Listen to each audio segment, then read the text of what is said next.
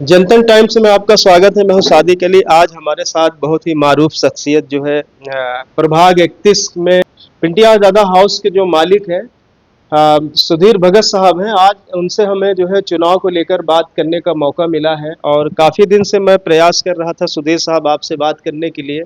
बता दें कि मनपा का चुनाव का बिगुल बज चुका है। 23 तारीख को नामिनेशन है और 30 को जो है आखिरी जो है नॉमिनेशन का आखिरी दिन होगा और 2 तारीख को मेरी चिन्ह का जो है वितरण होगा। चुनाव चिन्ह का वितरण 2 जनवरी को होगा, यानी 2026 में। यानी आप पर्चा भरेंगे 2025 में और इलेक्शन होगा 2026 में। यानी 15 जनवरी को चुनाव होंगे और 16 जनवरी को वोटों की गिनती होगी और उसी दिन जो है यानी जनता अपना फैसला किसको क्या दिया है वो सामने आ जाएगा। सुधीर साहब, ये बताइए कि आप जो है महाविकास अघाड़ी के जो है कैंडिडेट हैं अभी, लेकिन आपके जो है वार्ड में जैसे प्रभाग 31 में अगर हम देखें तो कलवा मुमरा विकास अघाड़ी ने स्पष्ट तरीके से 4 लोगों का नाम का अनाउंस हो गया है और उसी वार्ड में प्रभाग 31 में आपको भी लड़ना है। तो क्या माना जाए सुधीर भगत का या आपके पैनल के कौन लोग लड़ रहे हैं? अभी तक नामों की घोषणा नहीं हो पाई। किसने डिक्लेयर किया किसने डिक्लेयर नहीं किया वो मायने नहीं रखता है, क्योंकि कई पार्टियां हैं, कई पक्ष है, कई अपक्ष लोग हैं। अभी सबको अपना अपना उम्मीदवार और हर एक चीज घोषित करना बाकी है। मसला रहा राष्ट्रवादी कांग्रेस पार्टी, शिवसेना और मनसे हो, समाजवादी हो, इन सब की देखो एक लेवल की पार्टियां हैं, राष्ट्रीय पार्टियां हैं, कुछ स्टेट लेवल की पार्टियां हैं। इतना आसान नहीं होता है। 29 महानगर पालिका है और कई जिला परिषद है, तो ये एकाएक होने वाली बात नहीं है। इसके लिए माथा पच्चे करनी पड़ती है और खलबत्ता करना पड़ता है कि किस जगह पे कौन बैठेगा और किस जगह पे। और जब बड़ी पार्टियाँ होती है, राष्ट्रीय पार्टी होती है, स्टेट लेवल की पार्टी, तो उनके दावेदार और उनके कार्यकर्ता बहुत होते हैं। उन सब में से चुनना और उनको दावेदारी देना, ये एक टेढ़ी कील होती है।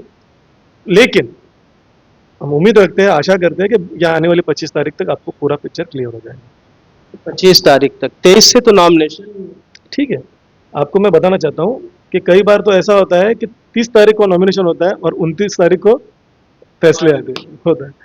क्योंकि जैसे मैंने अभी कहा कि इतना आसान बात नहीं है, इतनी बड़ी पार्टियां हैं। अच्छा, जो लोगों ने अपनी अपनी पार्टियां बनाई उनको कुछ मतलब नहीं होता है, 4 लोगों को साथ में ले लो और हम उनकी तो पार्टी घोषित हो जाती है। लेकिन जब बड़े पैमाने पर पार्टी होती है, मसलन कांग्रेस हो गई, राष्ट्रवादी कांग्रेस हो गई, बीजेपी हो गई, या तो वही शिवसेना की बात कर रहा हूँ, मैं शिवसेना हो गई, यानी ये जो भी राष्ट्रीय पार्टियां आती है, इनको इनकी विचार श्रेणी अलग होती है, इनका सर्वे अलग होता है और वो हिसाब से वो लोग काम करते हैं। ऐसे भी जो है क्षेत्र में चर्चाएं हैं कि आपके यहाँ टिकट मांगने वालों की संख्या ज्यादा है, इसीलिए पार्टी कोई फैसला अभी तक नहीं ले पाई। निश्चित हो सकता है, कार्यकर्ता अपने अपने बलबूते पर अपने अपने इलाके में स्ट्रांग होता है और सभी को ये डॉक्टर बाबा साहेब अम्बेडकर ने दिया हुआ एक संवैधानिक अधिकार है, मूल सिद्धांत है और ये हमारे फंडामेंटल राइट्स होते हैं कि हर एक आदमी को इलेक्शन लड़ने का चाह होती है और क्यों ना हो तो। लेकिन पार्टी लेवल पर एक सर्वे होता है और उस सर्वे में जो लोगों को उसको तरजीह दी जाती है वो लोग फॉर्म भरते हैं। सुधीर साहब, आपसे ये भी जानना चाहेंगे कि जैसे अभी कलवा मुमरा विकास अघाड़ी के कैंडिडेट प्रभाग 31 में राजन किने साहब होंगे और शायद आपको उन्हीं के सामने लड़ना पड़े, तो कितनी तैयारी सुधीर भगत की है? मेरे सामने कौन होगा, किसको होगा, वो मुझे पता नहीं है, लेकिन मुझे किस तरह से लड़ना ये मुझे पता है। जब हम खेलते हैं तो कौन बॉलिंग पे आने वाला है, कौन बैटिंग पे आने वाला है, इसको तरजीह नहीं दी जाती है। तरजीह हम किस तरह से खेलते हैं, हम सामने वाले की विकेट कैसे लेते हैं, या हम उसके गेंद के ऊपर किस तरह से शॉट लगाते हैं, इसको महत्व दिया जाता है। अब जैसे अभी देख रहे हो आप, T20 वर्ल्ड कप आने वाला है, तो हर टीम एक दूसरे के सामने खेलेगी। ऐसे ही मेरे सामने कौन आएगा, किसको आना है, ये मुझे लेना देना, मैं किस तरह से, मेरी टीम किस तरह से खेलती है ये मुझे मालूम है। नहीं, जैसे देखा जाए कि उन्होंने पिच तैयार कर दिया है, अब शायद खेलना आप लोगों को उसी पिच पर। उन्होंने पिच तैयार किया है क्या? पहले उन्होंने डिक्लेयर किया। तो पहले से बाद में से कोई मतलब नहीं होता है, खिलाड़ी के ऊपर होता है किस तरह से खेलना है। और पिच कोई बनाता नहीं है, अगर वो पिच क्यूरेटर है तो उन्होंने खेलना नहीं चाहिए, क्योंकि पिच क्यूरेटर खेलता नहीं है। नहीं, वो पिच नहीं बनाए हैं, उनकी जो विकास अघाड़ी है, क्या कलवा मुमरा विकास अघाड़ी, मुझे पता नहीं उसके जो है तहत वो चुनाव वो लोग लड़ रहे हैं चार। नहीं, मुझे मालूम नहीं कौन सी आगाड़ी कौन सी उनकी बिगाड़ी है, मुझे पता नहीं है, वो उनका मसला है, उससे लेना देना नहीं। मेरी टीम, हमारी टीम, हमारे पक्ष लोग, हम लोग मजबूती से लड़ रहे हैं और लड़ेंगे। और आप इस बार देखेंगे कि माहौल बहुत अलग होगा। सुधीर साहब, लेकिन अभी तक टिकट जो है आप लोगों का कंफर्म जो है, जैसे कि डिक्लेरेशन नहीं हो पा रहा है, तो इससे जनता में मैसेज तो जा ही रहा है ना, लेकिन सामने वाली पार्टी तो तैयारी में लग गई। अच्छा, देखो हर एक को मैं वही कह रहा हूँ, कई लोग 8 साल से तैयारी कर रहे हैं, कई लोग अभी से तैयारी कर रहे हैं। जिनको टिकट मिलने वाली है उनको पता है कि टिकट क्या है और कैसे मिलने वाली है। हर एक लोग अपने अपने काम से लगे हुए हैं, जनता में जा रहे हैं।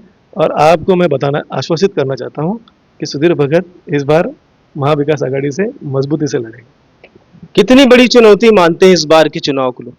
देखो, मैं हर एक चुनौती छोटी बड़ी नहीं देखी जाती, चुनौती चुनौती होती है। मैं चुनौती को अपने तरीके से लेता हूँ।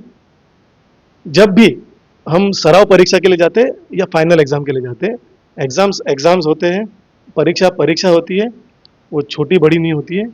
माइंड का गेम होता है, हाथों का गेम होता है। हर एक चीज़ को हमको उस तरह से लेना है। हर चुनौती हमको स्वीकार करनी है। हर चुनौती आपको स्वीकार करनी है। क्या मुद्दे होंगे आपके, जैसे जनता के बीच में आप 8 साल के बाद, यानी चुनाव हो रहा है 7 साल 8 साल के बाद, इस बार यहाँ पर जैसे आपने भी सर्वे कराया होगा कि क्षेत्र में क्या कमियां हैं, क्या होना चाहिए, क्या मुद्दे होंगे आपको?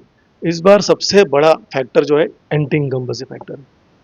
लोगों में बहुत बहुत बहुत नाराजगी है। मैं किसी पर व्यक्तिगत टिप्पणी नहीं करना चाहता हूँ, लेकिन लोगों ने, लोगों के मुंह से, लोगों के दिल से ये कहा है कि यहाँ पर 8 साल में नगर सेवक आए ही नहीं।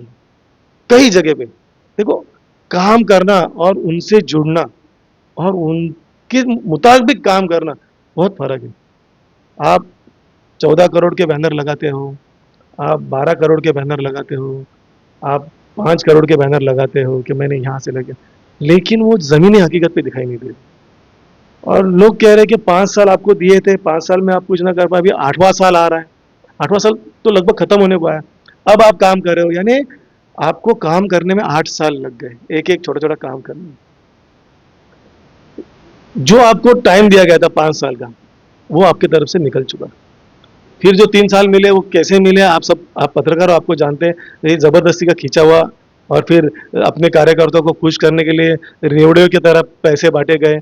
ये जो पैसे आए उसको इन्होंने इस्तेमाल किया अपने बलबूते पर। अपने बलबूते पर आपने वार्ड में कुछ काम नहीं किया, ये जनता जनार्दन जान चुकी है। तो ये थे सुधीर भगत साहब, और पूरी शिद्दत के साथ जो है ये तैयारी में है, और इनका कहने का मतलब है कि 25 दिसंबर तक सब कुछ फाइनल हो जाएगा, और हम पूरी ताकत के साथ जो है प्रभाग 31 में लड़ेंगे और टक्कर देंगे, फिर सामने कोई भी हो। कोई भी हो, देखो कभी भी हम, कोई हमारे पर्सनल तो है ही नहीं कुछ, ये इसे खेल की तरह देखना चाहिए हमको। बशर्ते मैं सब उम्मीदवारों से कहना चाहता हूँ, आपके जबान पर और आपके लहजे पर काबू रखिए। आप जिस तरह से बातें करते हो, आप जिस तरह से इंटरव्यू देते हो, उससे आपकी गरिमा, आपकी साख दाव पे लगती है। आप गाली गलौज पे आते हो, आप किसी पे भद्दे इल्ज़ाम लगाते हो। मेरी विनती है, आप आपके काम पर, आपने जो पिछला काम किया रहेगा, आप आने वाला जो काम करने वाले हैं, मैं अपील करता हूँ और जनता से भी ये कहना चाहता हूँ कि आप सबकी लैंग्वेज देखिए, आपको कैसा नुमाइंदा चाहिए, अभी यह आपके हाथ में है। सुधीर साहब, आपने बात की, हमसे बहुत बहुत शुक्रिया। हम आगे भी जो है सुधीर साहब से बात करेंगे। आने वाले चुनाव में अभी 1 हफ्ते के अंदर जो चीज़ें जो है बदलेगी, बहुत तेज़ी के साथ राजनीति जो है करवट ले रही है, और हम फिर बात करेंगे और आपको दिखाएंगे। तो आप देखते रहिए जनतन टाइम्स और हमारे चैनल को सब्सक्राइब करें।